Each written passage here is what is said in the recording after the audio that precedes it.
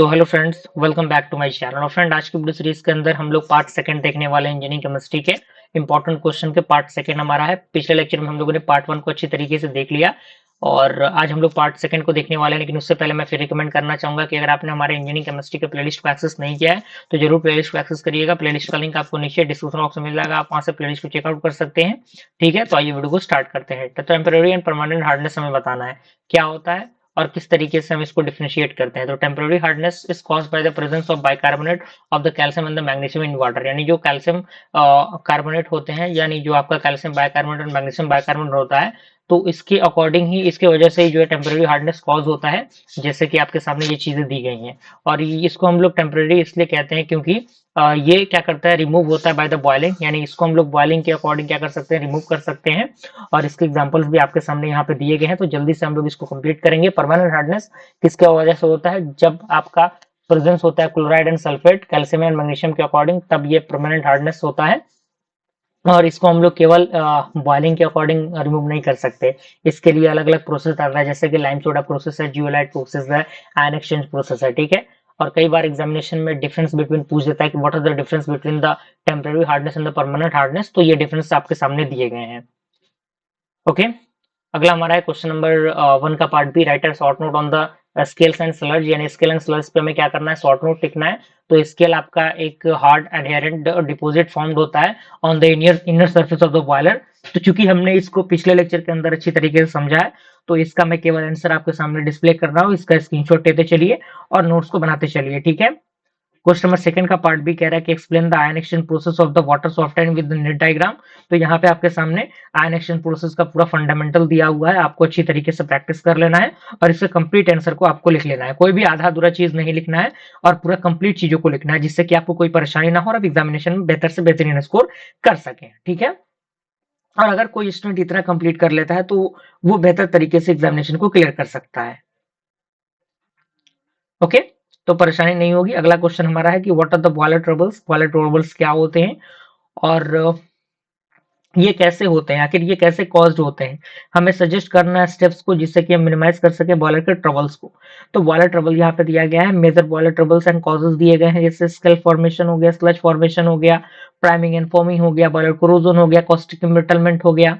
अब मेथड जिससे कि हम मिनिमाइज करते हैं बॉयलर के ट्रबल्स को, तो इसके मेथड्स भी यहाँ पे दिए गए हैं। क्वेश्चन नंबर थर्ड का पार्ट ये कह रहा है, write a short note on the mechanism thick film of lubrication process. And part B हमारा है, explain about the flash and the fire point and their significance. तो पार्ट ए हमारा है थिक फिल्म लुब्रिकेशन। तो यहाँ पे thick film lubrication का पूरा फंडामेंटल दिया गया है, मैकेनिज्म दिया गया है कि जब एक सरफेस मूव करता है अनदर सरफेस के, तो जो लुब्रिकेंट होंगे वो ड्रॉन होंगे into the gap and due to the motion and the viscosity. यानी मोशन और विस्कोसिटी के कारण जो हाइड्रोडायनामिक प्रेशर होगा वो डेवलप होगा और ये जो प्रेशर होगा वो सपोर्ट करेगा लोड को एंड कीप करेगा सरफेस को सेपरेट। ओके, कैरेक्टरिस्टिक्स का ये है कि यहाँ पे कोई भी डायरेक्ट कांटेक्ट नहीं होता बिटवीन द सरफेस एंड ये काफी low friction and wear carry करता है और ये यूज होता है in the general bearing and turbines and the crankshaft. और फ्लैश एंड फायर पॉइंट तो हमने पिछले वीडियो के अंदर देखा ही है, तो इसमें समझाने वाली कोई दिक्कत ही नहीं है। अगला हमारा है क्वेश्चन नंबर फोर्थ का पार्ट ए एंड बी। और पार्ट ए में कह रहा है कि वाटर पॉलीमर्स, यानी पॉलीमर्स क्या होते हैं एंड उसके क्लासिफिकेशन हम बताने कितने टाइप के होते हैं। और पार्ट बी हमारा है, हमें प्रिपरेशन एंड प्रॉपर्टीज बताने हैं यूजेस ऑफ बैकलाइट। ओके, तो यहाँ पे आपके सामने पॉलीमर दिए गए हैं। पॉलीमर आपका एक प्रकार का हाई मोलिकुलर वेट सब्सटेंस होता है, जो कि रिपीटेड कॉम्बिनेशन से बनते हैं स्मॉलेस्ट जो आपके मॉलिक्यूल्स होते हैं मोनोमर से उसके। ठीक है, क्लासिफिकेशन बेस्ड ऑन सरफेस, तो natural and synthetic, based on the structure linear, branched and cross-linked, based on the thermal behavior, thermoplastic and thermosetting, based on the polymerization, addition polymers and condensation polymers। ठीक है, और part भी हमारा है backlight का prevention. तो इसका preparation दिया गया, प्रॉपर्टीज है hard and rigid, heat resistance, good electrical insulator, resistance to chemical and non conducting. Uses की बात करें तो यूजेस भी दिए गए हैं आपके सामने, सारी चीजें हैं।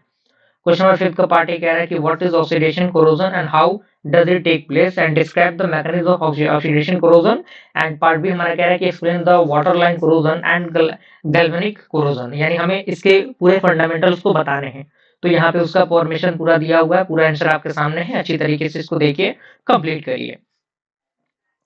क्वेश्चन नंबर 6 कह रहा है कि स्पेक्ट्रोस्कोपिक्स क्या है, डिस्कस करना है हमें अल्ट्रा वायलेट स्पेक्ट्रोस्कोपिक प्रिंसिपल को, इंस्ट्रूमेंटेशन को, एप्लीकेशंस को। ठीक है, तो इसका पूरा फॉर्मेशन दिया गया है। इसके आंसर्स आपके सामने दिए गए हैं। इसके एप्लीकेशन है जब हम आइडेंटिफाई करते हैं ऑर्गेनिक कंपाउंड को डिटरमाइन करने के लिए, कॉन्सेंट्रेशन को स्टडी करने के लिए कंजुगेटेड सिस्टम को, फार्मास्यूटिकल एनालिसिस के अंदर, डिटेक्शन ऑफ इम्प्योरिटीज के अंदर। क्वेश्चन नंबर 7 का पार्ट ए एंड बी कह रहा है कि right a short note on the electronegativity variation in groups and periods and explain the about polarisability. ठीक है, तो यहाँ पे पार्ट ए का आंसर आपके सामने दिया हुआ है, जैसे lithium, beryllium, boron, carbon, nitrogen, oxygen, fluorine. तो यहाँ पे फ्लोरीन जो है वो काफी ज्यादा नेगेटिव एलिमेंट है और इसके वेरिएशंस भी दिए गए हैं और इसके अंदर फ्लोरीन, क्लोरीन, ब्रोमीन, आयोडीन है। एंड क्वेश्चन नंबर 7 का पार्ट भी आपके सामने है जो कि आपका पोलराइजेबिलिटी है। तो पोलराइजेबिलिटी का पूरा डेफिनेशन दिया हुआ है, एक्सप्लेनेशन है, फैक्टर्स दिए गए हैं, इसके इंपॉर्टेंस दिए गए हैं। क्वेश्चन नंबर 8 का पार्ट 1 है जो कि हमें शॉर्ट नोट ही लिखना है। तो अल्कलिनिटी है, इमल्सिफिकेशन नंबर है, कंडक्टिंग पॉलीमर्स हैं, एटॉमिक एंड आयोनिक साइजेस हैं। तो अल्कलिनिटी, तो यहाँ पे ये आपका क्या होता है, कैपेसिटी होता है वाटर का to the neutralize acid and ये मेनली होता है due to the presence of hydroxide, carbonate and bicarbonate ion. Importance ये इंडिकेट करता है बफरिंग कैपेसिटी को वाटर के एंड ये एक्सेस करता है अल्कलिनिटी को cause by the boiler troubles and ये अफेक्ट करता है टेस्ट एंड सुटेबिलिटी को वाटर के। इमल्सिफिकेशन नंबर आपके सामने दिया हुआ है।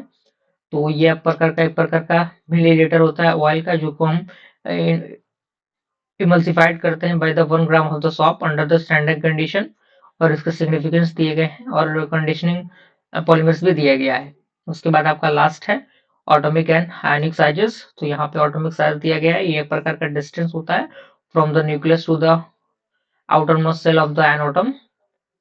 ट्रेंड दिए गए हैं, ये डिक्रीज करता है अक्रॉस अ पीरियड एंड ये इंक्रीज करता है डाउन अ ग्रुप। तो इस तरीके से हमने क्या किया, इंजीनियरिंग केमिस्ट्री के कंप्लीट इंपॉर्टेंट क्वेश्चन को देख लिया और अच्छी तरीके से आपको प्रैक्टिस करना है। जितना ज़्यादा प्रैक्टिस करेंगे चीज़ों को सीखेंगे और अगर आप 2 वीडियो को अच्छी तरीके से देख लेते हैं तो इंजीनियरिंग केमिस्ट्री में आपके बैक लगने के चांसेस बहुत बहुत बहुत कम हो जाएंगे। ठीक है, और अगर आपको नोट्स वगैरह एक्सेस करना है तो आज के अभी कभी कॉन्टैक्ट करके नोट्स को एक्सेस करिए टेलीग्राम के माध्यम से। मिलते हैं अगले वीडियो में, तब तक के लिए थैंक यू।